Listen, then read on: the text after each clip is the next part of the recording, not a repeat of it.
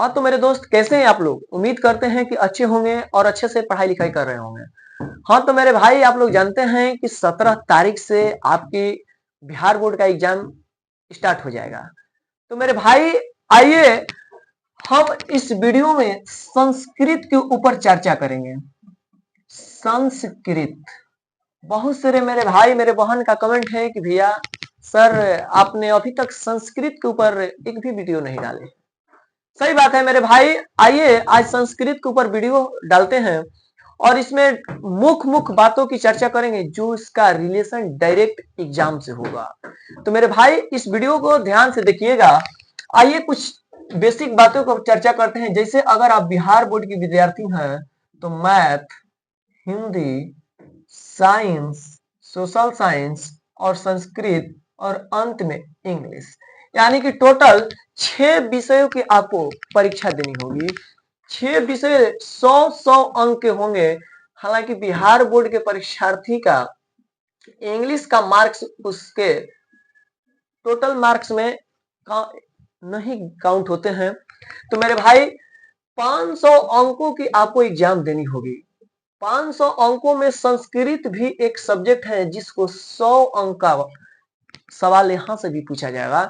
आइए संस्कृत क्या है मेरे भाई, अगर आप बिहार बोर्ड में हैं और हिंदी को जानते हैं तो आप संस्कृत आसानी से जान जाएंगे। आइए संस्कृत में कौन कौन सी बात पर ध्यान रखना आपको विशेष जरूरी है थोड़ा देख लेते हैं। संस्कृत संधि करे तो सम जोड़ कृत संस्कृत होता है। देखिए संस्कृत का अगर आप एग्जाम देने जाएंगे तो 100 अंक का आपको वस्तुनिष्ठ प्रश्न पूछे जाएंगे।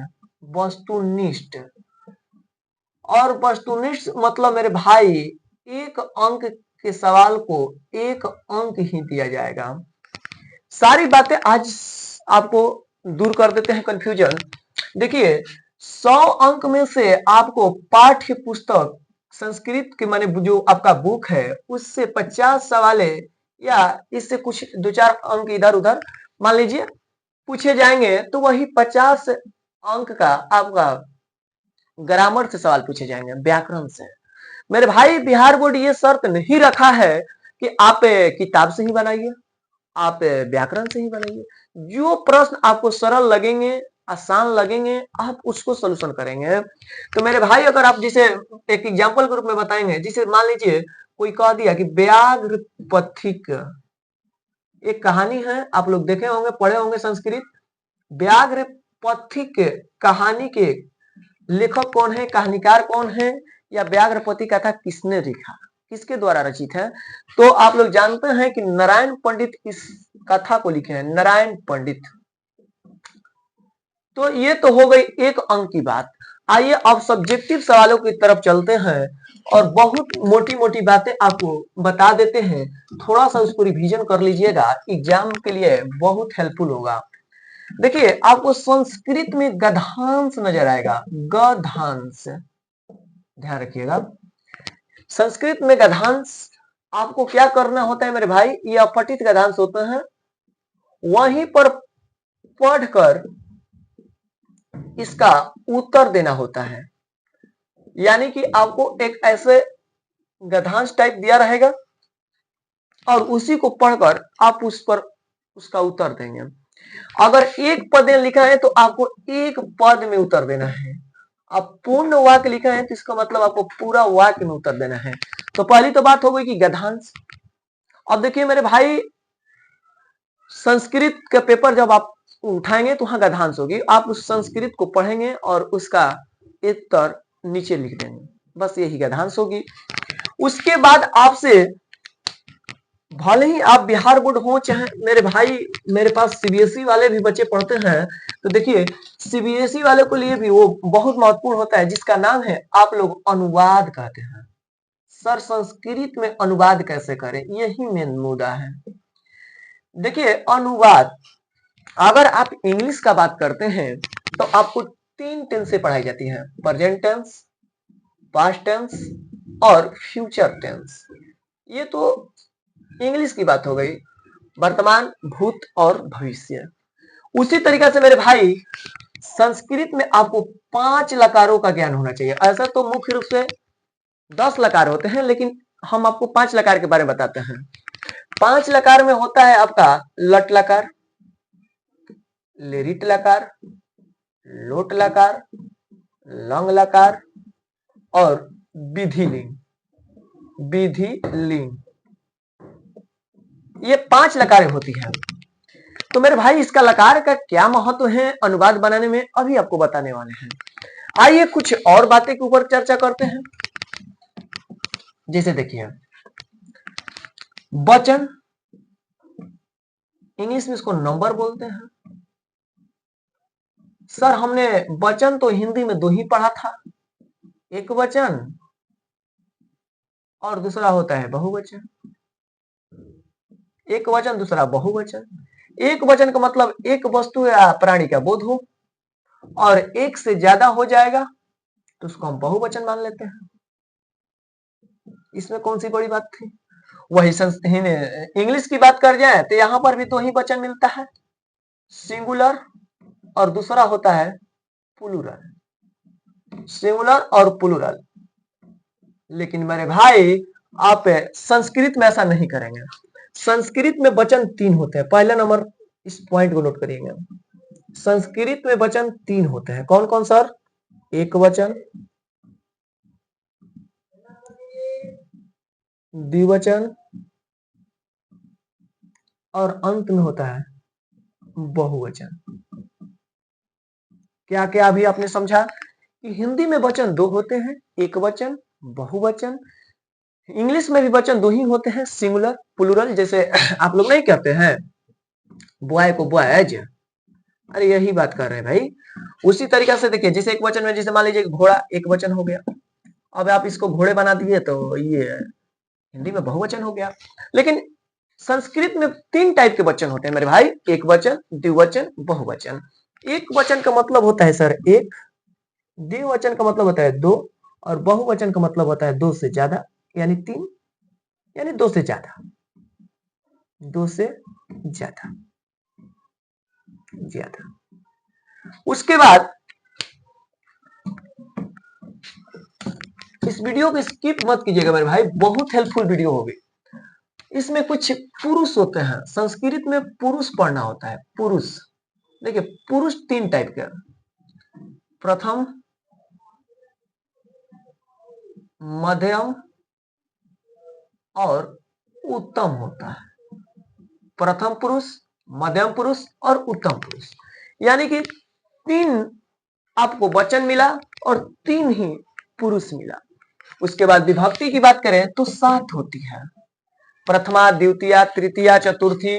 देखिए ना, लिख देते हैं प्रथमा, द्वितीया, तृतीया, चतुर्थी, पंचमी, षष्ठी, सप्तमी, एक अंत में संबोधन आता है। इतनी बातें आप समझ गए तो आइए कुछ आगे चलते हैं।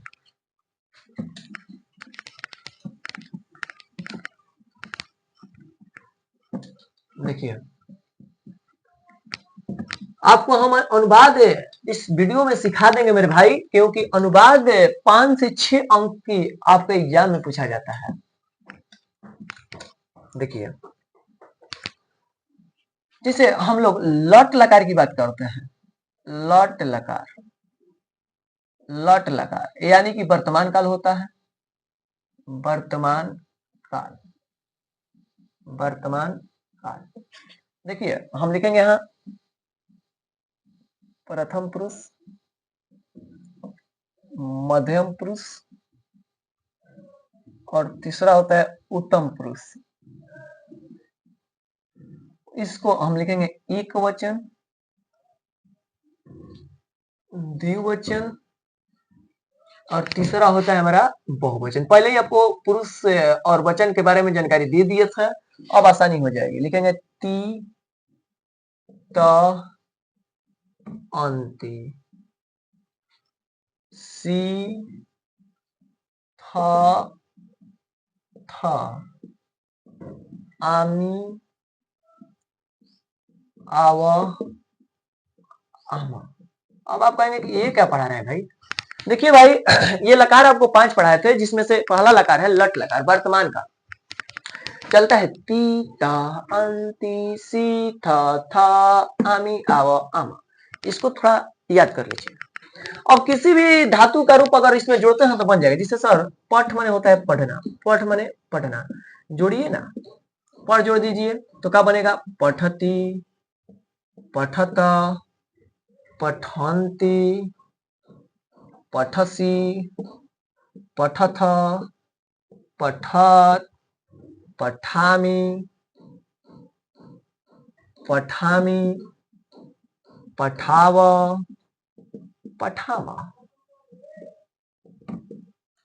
तो मेरे भाई आप पठे धातु का नहीं है, चाहे तो गच्छ में जाना होता है लगा लीजिए ना, गच्छति, गच्छत, गच्छन्ति, गच्छसि, गच्छत, गच्छत, गच्छामि, गच्छाव, गच्छाम।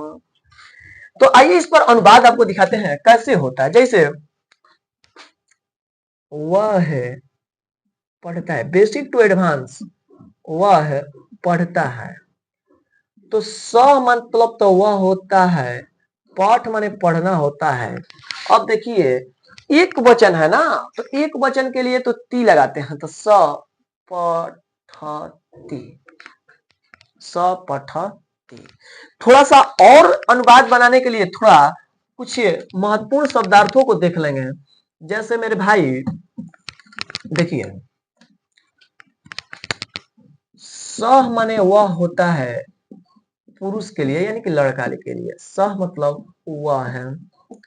लेकिन यहीं पर साह मतलब वह होता है सा, लेकिन ये महिला हो जाएगी स्त्री के लिए। नहीं पढ़ाए हो भाई, इंग्लिश में पढ़े होगो, ही मतलब वह होता है तो सी माने वह। इसी तरीके से संस्कृत में भी स माने वह पुरुष खाती, सा माने वह स्त्री खाती। उसी तरीके से ते का मतलब होता है वे लोग, वयम का मतलब होता है हम लोग। ये कुछ महत्वपूर्ण शब्दार्थ हैं जो को आपको अनुवाद में बहुत हेल्पफुल होगा। ते मतलब वे लोग, वयम माने हम लोग। उसी तरीके से अहम मतलब मैं होता है, अहम मतलब मैं। जुयम माने तुम दोनों, जुयम तुम दोनों। तवम मतलब तुम होता है, तवम मतलब तुम होता है। तो मेरे भाई यहाँ हाँ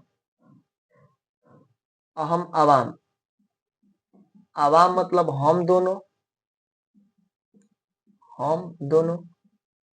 तो उम्मीद करते हैं कि आप इस शब्दार्थ को कॉपी कलम ले लिए हैं तो नोट कर लीजिएगा, क्योंकि बहुत जरूरी है। तो मेरे भाई आइए अब कुछ अनुवाद बनाने का अलग तरीका सिखाते हैं। कुछ नहीं करना है, देखिए जिस तरीका से हिंदी में आप लोग समझते हैं कि इज, आर, एम सहायक क्रिया के रूप में लगाते हैं। तो जैसे भारत का राष्ट्रीय पक्षी मोर है। भारत का राष्ट्रीय पक्षी क्या है मेरे भाई, मोर है। तो कैसे बनाएंगे, भारत का तो लिखेंगे भारतस्य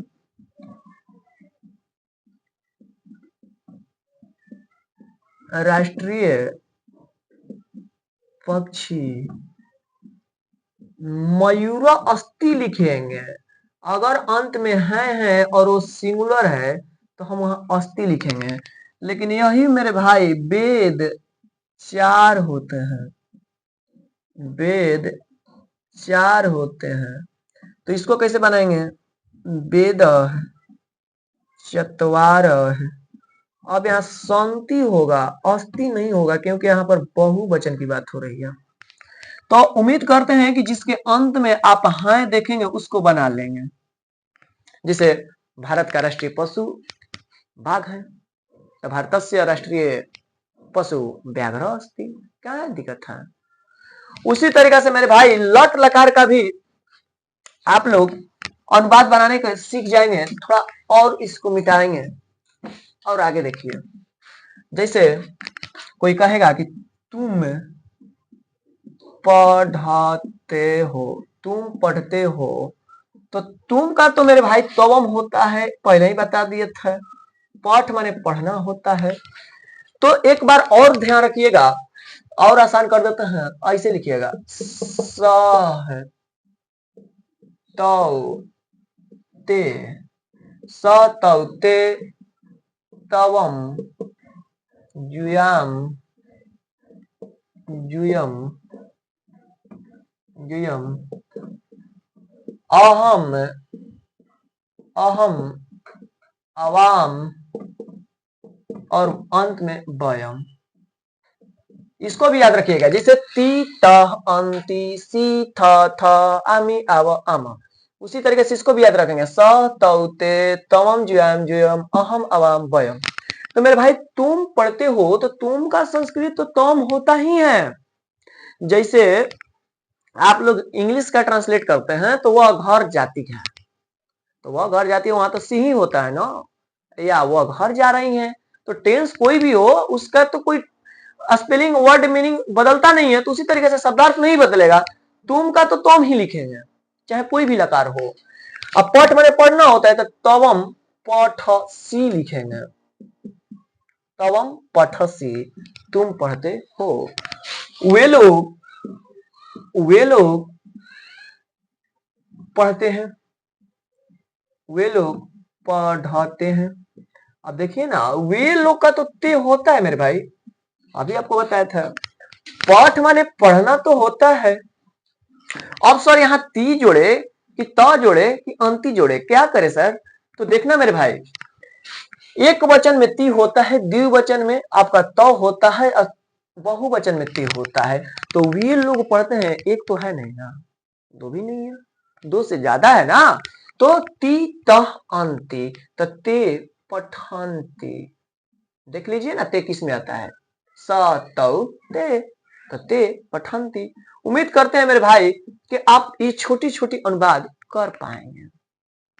आइए एक और लकार है जिसमें 5 लकार की बात की है मेरे भाई, सबके ऊपर थोड़ा थोड़ा आपको चर्चा कर देते हैं, क्योंकि एग्जाम को देखते हुए ये वीडियो आपको बहुत हेल्पफुल होगी। देखिए,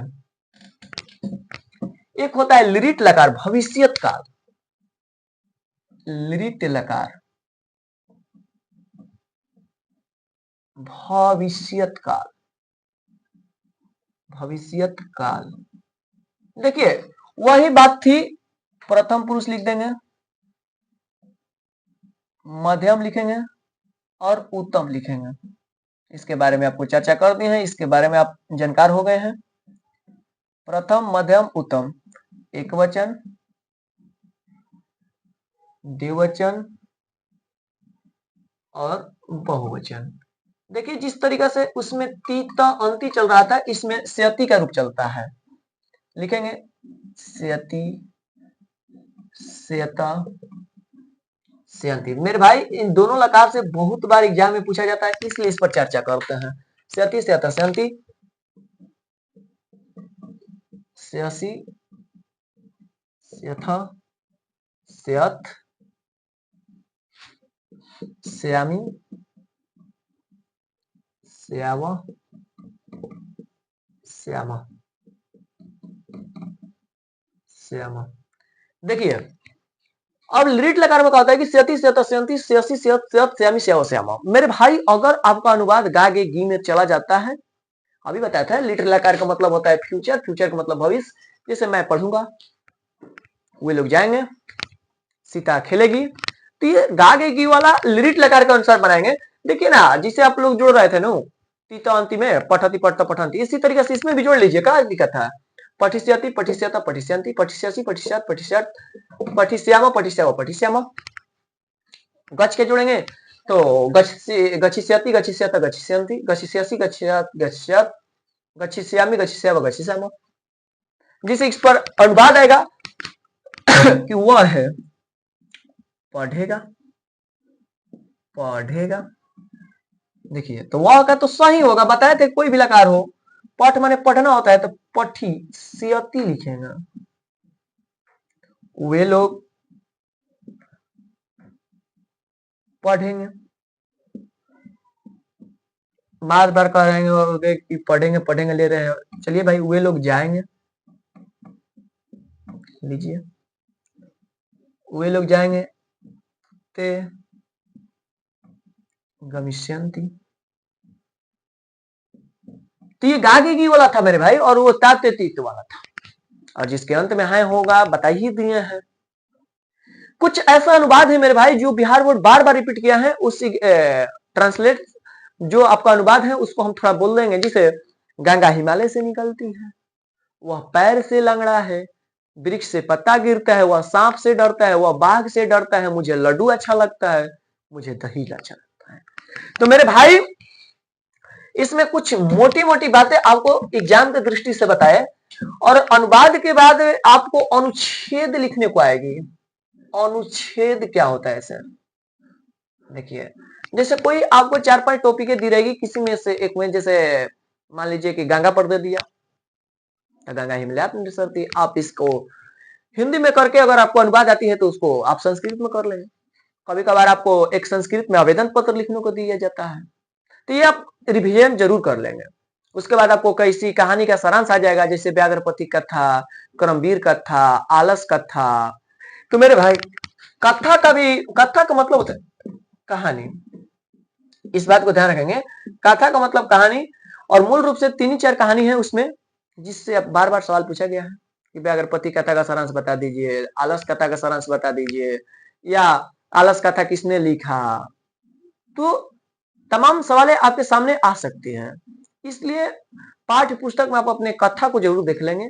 एक चैप्टर है स्वामी दयानंद सरस्वती का, आप लोग देखते करते थे कि स्वामी दयानंद सरस्वती जब भगवान शिव पर चढ़ा, प्रसाद खा रहा था मुझ, तो उनका हृदय परिवर्तन हो गया, और उनका पूरा परिवार भगवान शिव का उपासक था।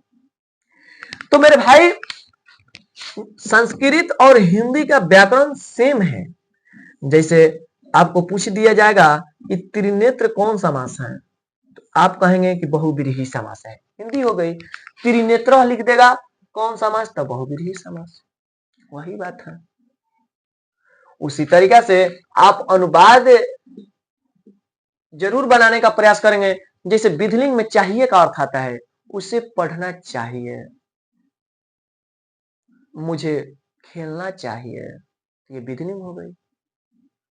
अब था थे थी में एक राजा था, तो ये भी आ सकता है आपके सामने। लेकिन मेरे भाई टोटल आपको अनुवादों की संख्या शायद 8 रहती है, और 8 में से आपको 5 ही बनाना होता है। 8 में से 2-3 ऐसे सवाल आ जाएंगे जो आसानी से बना लेंगे। मेरे भाई अनुवाद का नेक्स्ट पार्ट आपको अगले वीडियो में लेकर आएंगे, जिस पर कुछ महत्वपूर्ण फॉर्मूलों के ऊपर, कुछ सूत्रों के ऊपर वो अनुवाद रहेगी। जैसे मेरे भाई भितारता नाम भय हेतु, आप सुने होंगे एनांग विकारे, जैसे कि अगर किसी शरीर में कोई विकार उत्पन्न होता है तो उसका अनुवाद कैसे करेंगे। जैसे मान लीजिए कि वह पैर से लंगड़ा है तो स पादेन खंजा अस्थि होता है, वह बाघ से डरता है तो स बेघरात विभूति होता है। तो मेरे भाई ये वीडियो ज्यादा लंबा हो जाएगी और आपको इसमें बोरिंग टाइप फील होने लगेगी, तो इस वीडियो में इतना ही। नेक्स्ट पार्ट इस वीडियो को जरूर हम लोग लाएंगे और उसमें आपको अनुवाद सूत्र के आधार पर सिखाएंगे। इस वीडियो में फिलहाल इतना ही। धन्यवाद।